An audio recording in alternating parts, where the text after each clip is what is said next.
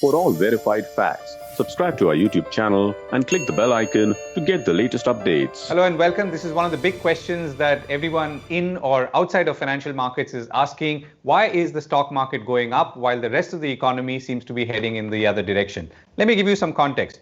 Rating agency CRISIL had originally said that India's GDP loss would be almost 4% thanks to COVID-19. Later, it said that India would lose almost 10% of its gross domestic product or GDP or economic output. So the fact is that the economy has and will contract in the rest of the year. This is also, as CRISIL said, the first recession to be driven by losses in the industrial and services space as opposed to earlier times when it was driven by agriculture. Now let's look at the stock markets. On the 23rd of January, the Sensex, the Bombay Stock Exchange Sensex, stood at 41,386. On the 23rd of March, it stood at 25,981, a dramatic fall. But on the 21st of July, which is where we are roughly, the Sensex is back to 37,907, a dramatic recovery once again. So why is this happening? So let's put that question instead to Saurabh Mukherjee, founder of Marcellus Advisors and a very active and insightful stock picker and market watcher. Saurabh, thank you very much for joining us. Pleasure. My pleasure, Govind. Thanks for inviting me. So, Saurabh, the first question really is why are the stock markets going up while everything else seems to be heading in the other direction? Stock market rarely looks back. The stock market exists to look forward, right? And stock prices today are not meant to indicate what's happened in India yesterday or last week or last month. Stock prices in India and everywhere else in the world are trying to discount the future. Now let's just think of a typical stock and just do some basic, just think of a typical framework for a typical stock. For a typical stock, the stock price today is basically equal to the profits over the next 20 years, right? At least in very simple terms, the price of a stock today is the next 20 years worth of profits, right? Now let's assume due to COVID, let's make an extreme assumption that due to COVID, one year out of those 20 years profits is wiped out. Right? And therefore, you're left with 19 years, and you should, rather than being worth 100 rupees, the stock should still be worth 95 rupees, right? And therefore, at most, if you're extremely concerned about COVID and you believe the current fiscal profits are going to be wiped out, at most you can justify a 5% correction. Back in March, if you remember, Govind, back in March, the market had corrected almost 35%, which was ridiculous, right? Which was a simple way for anybody to understand that the market is overestimating the impact of COVID. People were panicking needlessly. Now, interestingly, the correction, if I calculate it from 1st January to now, the correction is actually 5% odd. From 1st Jan to now, we're down around 5% odd, which is exactly equal to what it would be if COVID wipes out a year of profits, right? So COVID wipes out a year of profits for our country, which I think is the extreme worst case scenario. The stock market should correct around 5%, which is broadly what it's done so far, right? But there's actually a more optimistic way to think about it. Typically in our country, we only have economic booms when America goes into recession. We've never had an economic boom in India without a US recession. Typically, America goes into recession in year T. In year T+1, India's boom begins, right? In fact, an American recession is a fail-safe indicator of an Indian economic boom in T+1. This happens due to two reasons. American recession brings down the price of oil by 50 to 80%. Obvious, world's largest consumer of oil goes into recession, oil comes off by 50 to 80%. It's happened this time as well. And an oil price correction of 50, 60% gives us a boost to our GDP of around 3%. Right? We've received that boost. The government's fiscal largesse was basically the oil relief passed on to the more needy sections of society. Second reason is when America goes into recession, the cost of money falls globally because the US 10-year bond falls by 2 to 3%. This time as well, the US 10-year bond is down by 3 percentage points from Jan till now. That has allowed the RBI to cut rates by 2%. I think there's another percentage more of rate cuts that the RBI will expedite in the remainder of this fiscal. And therefore, cheap oil and cheap money, they are the only drivers of economic booms in India. They're upon us, and therefore the odds are actually quite high. But over the next 2, 3, 4 years, we'll have an economic boom. Once you start thinking like that, you start realizing why not only will the market recoup the COVID losses, as we go further into the unlock, as we go towards Diwali, there's actually every possibility the market will rally quite strongly as the market starts sensing an economic recovery in 21, 22, 23, so on and so forth, right? So stock market's job is to look forward, not to look back.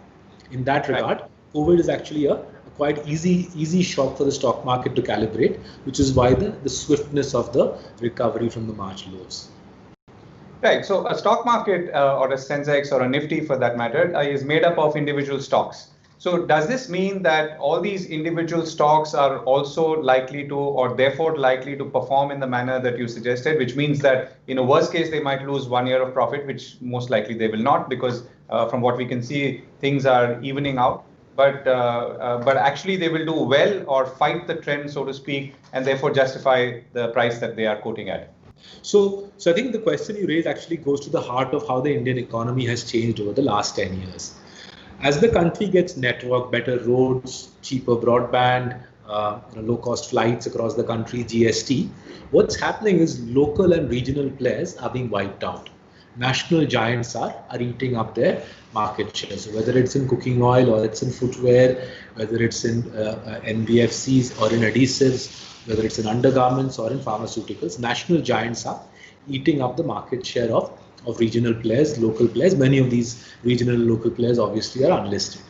So the stock market in a way is becoming a beneficiary of the networking of the Indian economy, right? So the overall economy need not boom and prosper over the next 3-4 years for the stock market to boom and prosper. Effectively, the stock market potentially prospers at the expense of the unlisted part of the Indian economy, right? Furthermore, even within the stock market, in every sector, 1 to 2 players are taking home 80 to 90% of the sector's profits, right?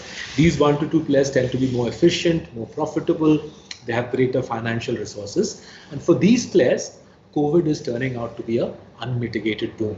So just to use my previous simple construct of a company's stock price being the next 20 years of profits, so 5 rupees from each year for the next 20 years, that's my 20 years of profits. Let's make the extreme assumption that profits are wiped out.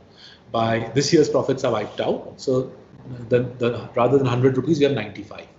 But if for each of the next 19 years, my market share is up 10%, because I gained market share of 10% during COVID. I'm seeing that happen to several companies.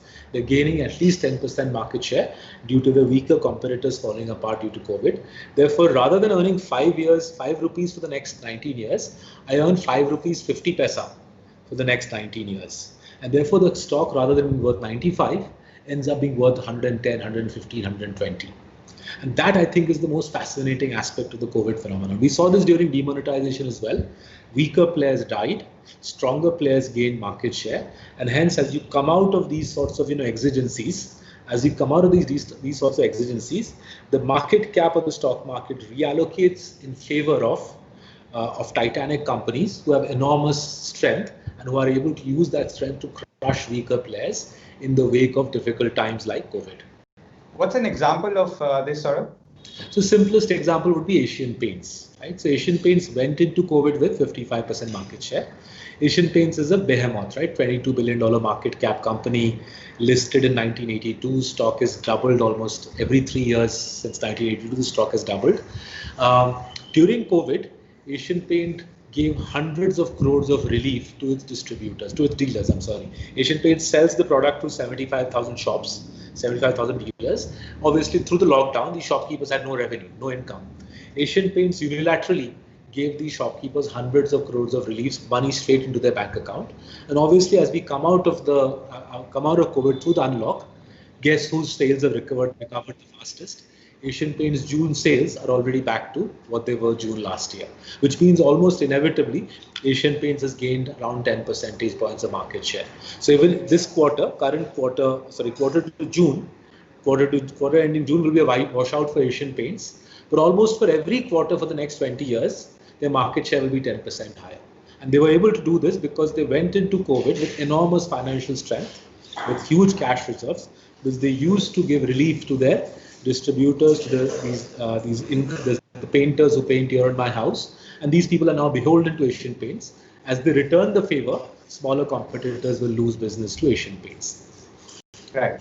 Okay, so let's look at the other side now. Markets go up or stock prices go up because someone puts money into them.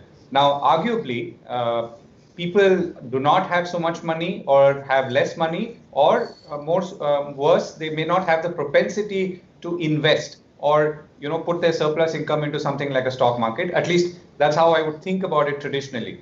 But this also suggests that flow or supply or liquidity doesn't seem to be an issue. Why is that?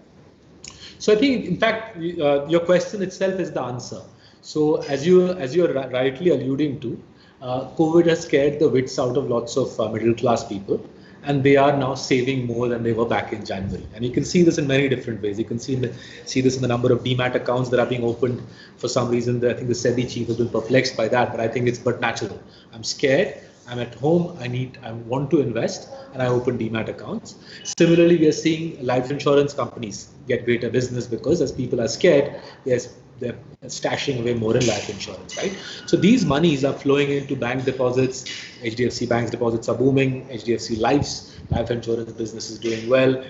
Brokerage demat accounts are being opened. STT collections are some of their highest in, I think, several years. So this rise in savings will obviously give a massive fillip to the financial services industry, right? So it is highly likely that urban consumption, I think, will be muted for a couple of years as people get scared by COVID. But by the same token, the money can't vaporize. That consumption will become savings. That savings goes into the financial services ecosystem and helps these financial services companies, lenders, insurers, stockbrokers post better earnings. And we're already seeing that through the quarter ending June. And I think this trend will continue for some quarters to come. Very similar, interestingly, to what's happened in America. There too, demat accounts have boomed during the lockdown. So in a way, in very simple terms, rather than taking that holiday to Singapore or Dubai, people have saved that money, and that's resulting in a windfall for savings providers in our country. Right, that's interesting. So last question, Saurabh. So if you were to now, when markets go up and so suddenly, obviously people are tempted to jump in and catch some of that upswing. And many of them first timers and or repeat timers, but after a long gap. So what would you advise them? So look, I don't think your viewers, I don't think most people that I know are capable of timing markets. In fact, I would say I'm not capable of timing markets. So what we've done for a long time in Marcellus is we've looked for companies who are clean accounts, clean financial statements. We look for companies who sell essential products, paint, undergarments, pharmaceuticals, path labs, adhesives, retail banking. So clean companies selling essential products. And third thing is we look for companies with very high barriers to entry, right? Companies who really don't have competition on an equal footing. Firms like Asian Paints, firms like HDFC Life, HDFC Bank, they really don't have competition in the practical sense of the word. And then we buy these companies' stocks every day, literally. We don't try to time markets. We don't get worried by COVID, or we don't get euphoric because of what's transpired in the last 3 months. Honestly, it makes no difference to us, right? What GDP growth is, what S&P says or IMF says or the RBI says. Every day of our life, we do the same thing. Buy companies, clean accounts, essential products, very high barriers to entry. In my books, I remember Coffee Can Investing, you did a program with me. In my books, I've laid out most of the names of these stocks. Yeah. They are household names. Buy these stocks on a routine basis, on a regular basis, you'll be fine. Don't get too frazzled by months like March, and don't get too euphoric by current circumstances. Right, and one more, sort of, if I may add one last question, Saurabh. So, you did talk about how companies have grown because of the sheer might that they already had and used opportunities like this to expand market share. Now, that expansion theoretically could stop somewhere if the overall consumption or economy isn't growing, or is that not a fair concern? I think we're still such a poor country, right? Contrary to the belief of many Indians, we're still an incredibly poor country. I know our per capita income is $2,000 at the average level, but that's massively inflated by people like you and me. Out of the 1.4 billion Indians, 1.2 billion are amongst the poorest in the world, right? It does not make any logical sense to believe that at these dismally low levels of per capita income, we will suddenly, consume less baby milk powder, less pharmaceutical products, less path lab tests, less undergarments and less footwear, right? You look at the human development indices, we're amongst the poorest 30 countries in the world, right? And therefore, as we move up the ladder, we will buy more milk powder, we will buy more footwear, we will buy more undergarments, and that's what we're trying to make a profit from. Right. Saurabh, that was most insightful and rewarding. Thank you very much for joining us. My pleasure. Thank you very much. Thank you. Bye.